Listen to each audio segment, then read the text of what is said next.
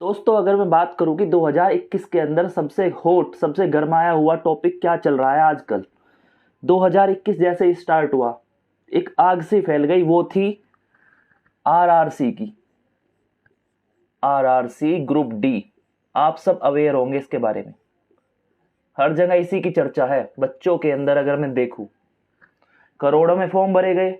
तो आखिर है क्या चीज? इससे पहले मैंने आपको बताया कि साइंस के अंदर जो एक सेक्शन आना है, आप कम से कम पढ़ के ज्यादा से ज्यादा नंबर कैसे ले ले, मैंने उसमें बता दिया आपको। अगर आप उसी तरीके से पढ़ेंगे तो भाई मैं सीधे कहता हूं कि आप आराम से 80% क्वेश्चन वहां से कर डालोगे। आज अगर मैं बताऊं कि आज मैं क्या लेके आया, दूसरा सेक्शन की अगर बात करूं जिससे आपको सबसे ज्यादा डर है, सबसे ज्यादा डर है आपको। एक तो ये होता है, आप अगर छोटी चीज लिखे, ये जी के, ये क्या चीज है? जनरल नॉलेज सबको पता है। इसी के साथ एक और चीज चिपक जाती है यहां से, करंट अफेयर। ये दोनों मिलके एक सेक्शन और बना देते हैं जिसमें आपके 20 क्वेश्चन आएंगे। 20 क्वेश्चंस यहां से आने हैं। अगर इन 20 सवालों को बांटू, सिलेबस के हिसाब से देखूं, तो भाई देखिए इतनी सारी चीजें हैं कि यहाँ एक चीज खत्म होगी, फिर दूसरी स्टार्ट हो जाएगी, तीसरी, चौथी, इसका कोई अंत नहीं है। यहां से चलती हुई चली जाएगी। जो बच्चा इसमें खुद को धुरंधर मानता हो, कोई नहीं है। हर बच्चा इससे डरता है क्योंकि ये चीज लिमिटलेस है, कभी खत्म नहीं होने वाली।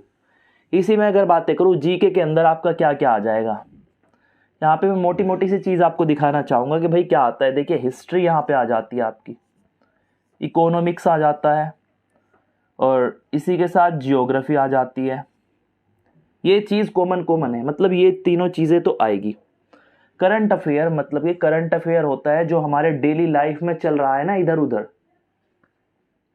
जो जो रोजाना होता है। मोदी जी क्या कर रहे हैं, बाहरी देशों में क्या हुआ है, हमारे एनवायरनमेंट में क्या चल रहा है, हमने कौन कौन सी संधि की, कैसे कैसे रोजाना नई खबरें आती है, कौन सी कंपनी कहाँ कौन सा समझौता करने जा रही है, यही होता है करंट अफेयर। कल किसने मैच जीता आईपीएल, ये है सारी की सारी जो पास्ट में चली गई, एक दिन पहले, 2 दिन पहले, एक महीना पहले, वो सब चीजें करंट अफेयर के अंदर आ जाती है। सच कहूं, इसकी एक लिमिट है। इसकी एक लिमिट है। एक दिन में मुद्दे जो हुए होंगे 10 से 5 होते हैं। रोजाना 10 से 5 घटनाएं इंपॉर्टेंट होती है, आलतू फालतू तो हजारों होती रहती है। इस पे आपको खाली वो देखना है जो कि गरमाया हुआ है, जो चर्चा में है उस दिन, उस महीने, जो जो चर्चा में ज्यादा रहा, वो चीजें देखनी है। और इन तीनों चीजों की बात करूं भाई, देखिए इसके साथ आता है आपका मिसलीनियस। मिसलीनियस को अगर मैं दिखाना चाहूं, मिसलीनियस कहते हैं आपका जो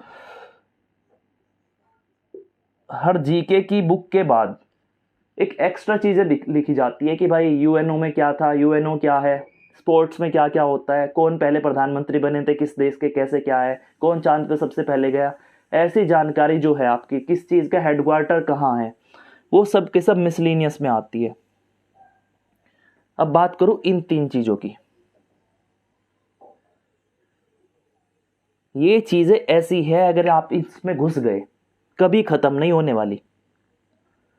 तो अभी स्टार्टिंग में मैं इन तीनों चीजों को भाई इग्नोर करके चलूंगा। मैं इन पे यहां से कट्टा मार रहा हूं बिल्कुल। अभी इन तीनों को मैं कट, यहां से कट कर देता हूं, इनकी यहां से हटा देता हूं जानकारी।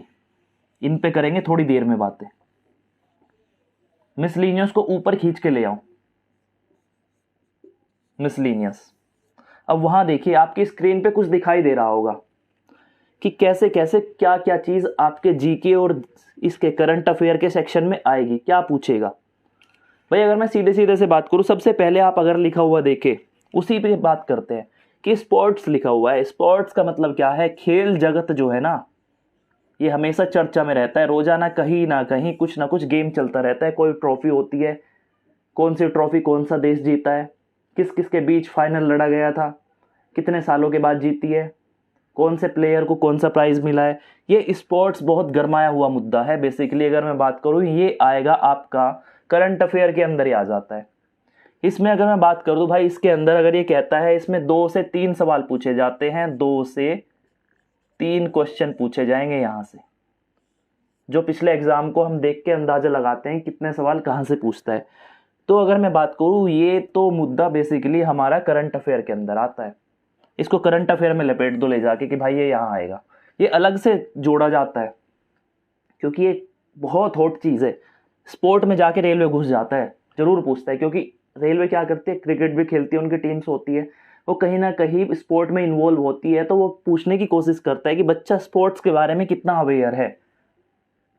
ये चीज़ थी स्पोर्ट्स वाली। इसके बाद अगर मैं बात करूं, इसके बाद आ जाता है आपका, देखिए इसके बाद आता है करंट अफेयर। ये खुद में इतनी बड़ी चीज़ है। अगर मैं सीधे सीधे बात करूं, यहाँ पे लिखा है जनरल नॉलेज और करंट अफेयर, ये दोनों अलग अलग क्यों बांटे गए? इसका मतलब सीधे के सीधे ये है, बीच में अगर कट्टम लगा दूं, इसकी बाउंड्री डिसाइड कर दूं, तो 50% हिस्सा ये लेके बैठा है, 50 नहीं, बातें करता हूं सीधे के सीधे, अच्छी वाली करूंगा, आपको जो बिल्कुल सही है वो दिखाऊंगा। 40% लेके बैठा है आपका जीके, और इस 60% में करंट अफेयर अपना पैर जमा के बैठा है यहाँ से। तो क्या क्या हमें समझ आता है, सीधे के सीधे हम करंट अफेयर पे जब 60% आ रहा है हमारे एग्जाम में, 100 अगर सवाल पूछेगा, 20 सवाल पूछे, तो उसमें से भाई 60% पूछ लिया उसने, क्या, करंट अफेयर।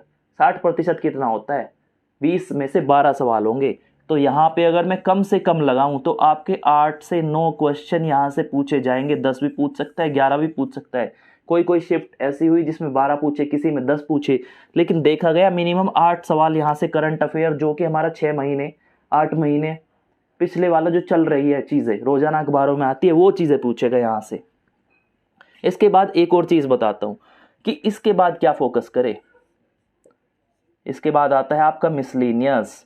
मिसलीनियस भी बहुत बढ़िया पार्ट प्ले करेगा आपका। जब भी आप जीके की बुक खोलोगे, जब आप सामान्य ज्ञान की अपनी बुक खोलते हो, तो सारे सब्जेक्ट छोड़ के चले जाओ, फिजिक्स, केमिस्ट्री, मैथ और हिस्ट्री वगैरह जो भी होती है, इकोनॉमिक्स, जियोग्राफी, सब छोड़ के जो पीछे मिसलीनियस विविध जो देता है, विविध वाला चैप्टर है, उसको भाई एक तरफ से पढ़ना स्टार्ट कर दो। उसमें एक चीज मत छोड़ना, चाहे पूरी की पूरी आप सामान्य ज्ञान की बुक को गोली मारो, फाड़ दो, कुछ भी कर दो, उसमें अलग रख दो उसको निकाल के, उसमें से एक चैप्टर मिसलीनियस वाला भाई बाहर निकाल लो, जो 20-50 पन्ने होते हैं, मुश्किल से 20-30 पन्ने होते हैं, आप ल्यूसेंट कर लो, ल्यूसेंट से बाहर उसमें कुछ नहीं जाएगा मिसलीनियस अगर आप पढ़ते हैं।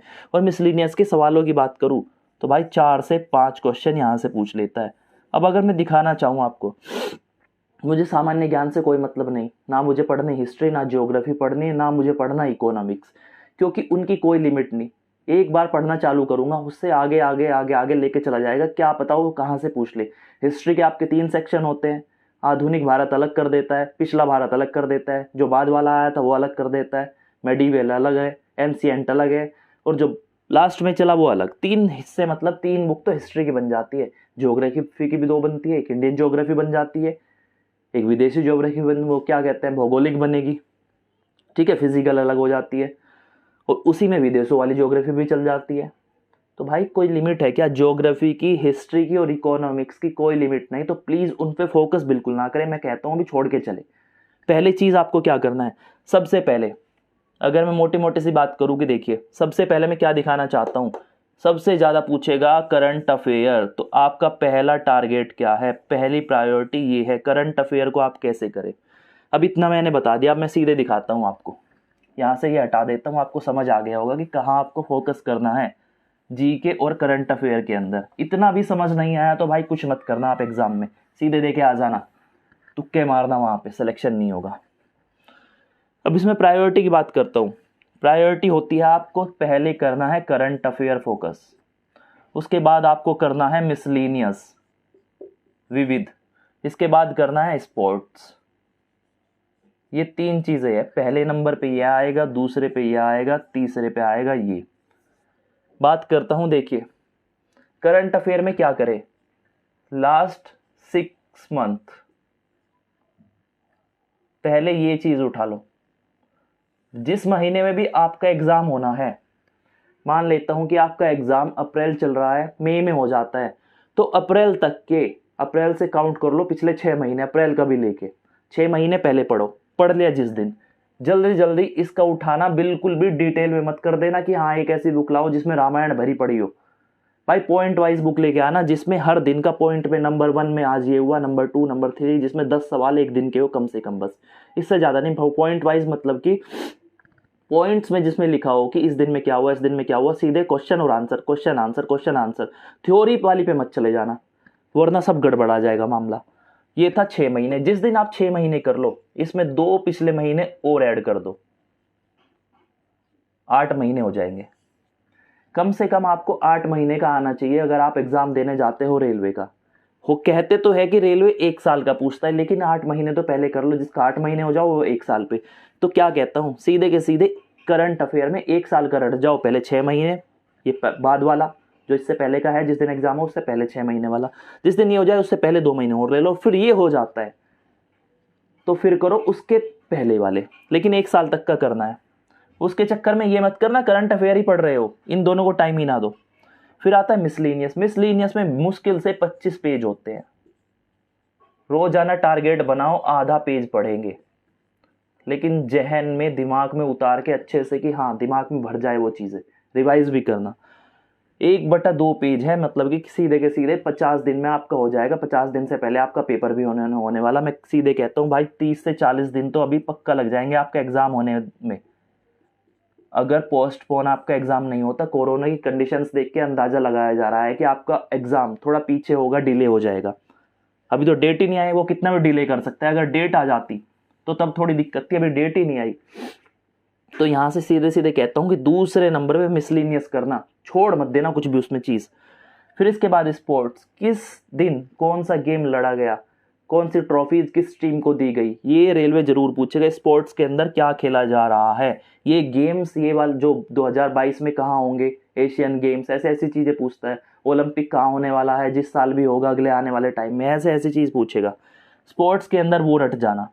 अब इसका अगर मैं जोड़ दूं भाई, कितने नंबर का हमारा यहाँ बिल्कुल टारगेट हो जाता है, मैं दिखाता हूं। अगर मैंने 3 चीज पढ़ी, मैंने बिल्कुल अपना जीके छोड़ दिया।